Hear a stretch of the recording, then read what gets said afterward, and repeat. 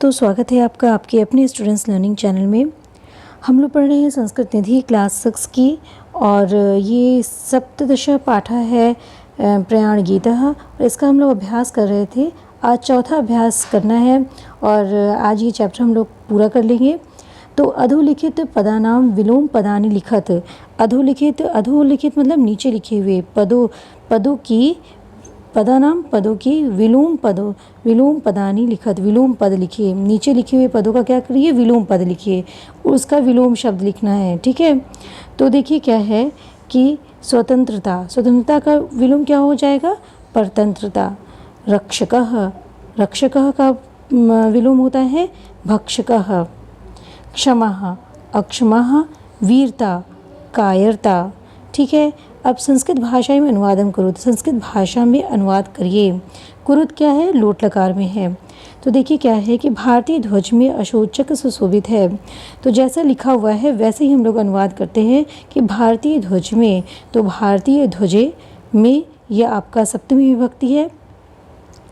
में क्या है आपका, सप्तमी विभक्ति में है, अधिकरण कारक है, सप्तमी विभक्ति है, तो ध्वजे हो जाएगा। हमने आपको शॉर्ट ट्रिक बताई थी कि एक ही मात्रा किसको द्योतित करती है, सप्तमी विभक्ति एक वचन को करती है।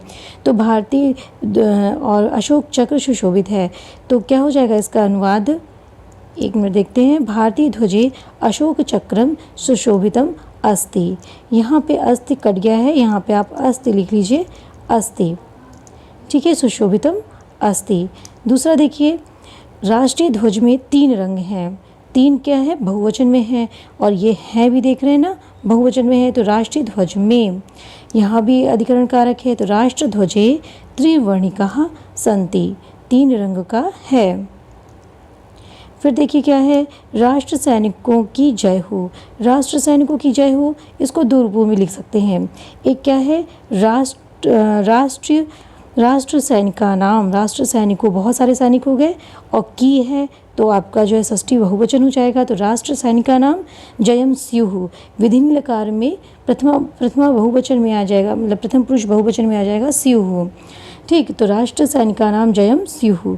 या तो आप ऐसे करेंगे कि राष्ट्र सैनिकाः जयेत। ठीक है, विधिनी लकार में आपका जयेत, जयम का क्या बन जाएगा, जयेत। ठीक, दोनों ही सही है। अब देखिए क्या है कि निम्नलिखित अधोलिखित पदानाम विभक्तिम वचनम च लिखत। नीचे लिखे हुए पदों की विभक्ति और वचन को लिखना है। तो देखिए क्या है, देशेन में तृतीय विभक्ति एक वचन है। किशोरान में द्वितीय विभक्ति बहुवचन है। जैसे रामान बनता है ना, रामान, तो वैसे ही किशोरान द्वितीय विभक्ति बहुवचन। अशोकस्य, हमने आपको शॉर्ट ट्रिक भी बताई थी, अस्य आए तो षष्ठी एक वचन का प्रयोग करेंगे। श्री शोभिते एक ही मात्रा लगी, अर्थात सप्तमी एक वचन। और क्या है, चक्रात क्या आया अंत में, आत आएगा तो पंचमी एक वचन। ठीक है, जब मेरे ट्रिक को आप ध्यान से देखे होंगे तो आपको ये वचन करने में बहुत ही सरलता रही होगी। तो देखिए क्या है, अधोलिखित 7वां प्रश्न देखिए, अधोलिखितानि पदानि प्रयुज्य वाक्य रचनाम कुरुत। नीचे लिखे हुए पदों को प्रयोग करके वाक्य रचना कुरुत, वाक्य रचना करिए। तो सैनिकः गायकः रक्षकः ध्वजः, इसमें वाक्य प्रयोग करना है आपको इस शब्द को लेकर के। तो मैंने यहाँ पे किया है वाक्य प्रयोग। इस तरह से आप करने की कोशिश करें, इस तरह से आपको अनुवाद भी आ जाएगा। इस वजह से हमने ऐसे लिखा है कि जैसे सैनिक है तो छोटे छोटे वाक्य को बनाइए। सैनिक देश की रक्षा करता है, तो सैनिकः देशम रक्षति। गायक गीत गाता है, तो गायकः गीतम गायति। रक्षक भक्षक नहीं होता है, रक्षकः भक्षकः नास्ति। नास्ति अर्थात न अस्ति। झंडे में 3 रंग है। ध्वजे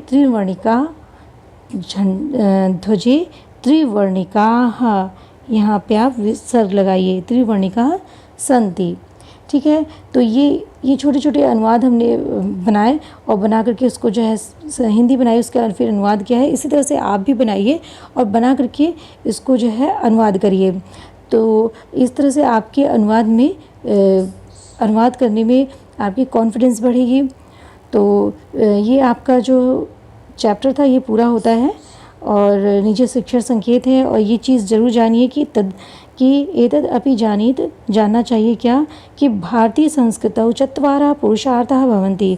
भारतीय संस्कृति के 4 पुरुषार्थ होते हैं। कौन कौन से? धर्म, अर्थ, काम और मोक्ष। तो दोस्तों ये चैप्टर आपका पूरा हुआ और इसी के साथ क्लास 6 की सारी जो आपकी जो चैप्टर्स थे वो पूरे हो गए। अब हम आते हैं व्याकरण पर। तो अगली वीडियो में हम लोग इसका व्याकरण देखेंगे, क्लास 6 की संस्कृत निधि का। तो मिलते हैं आपसे अगले वीडियो में।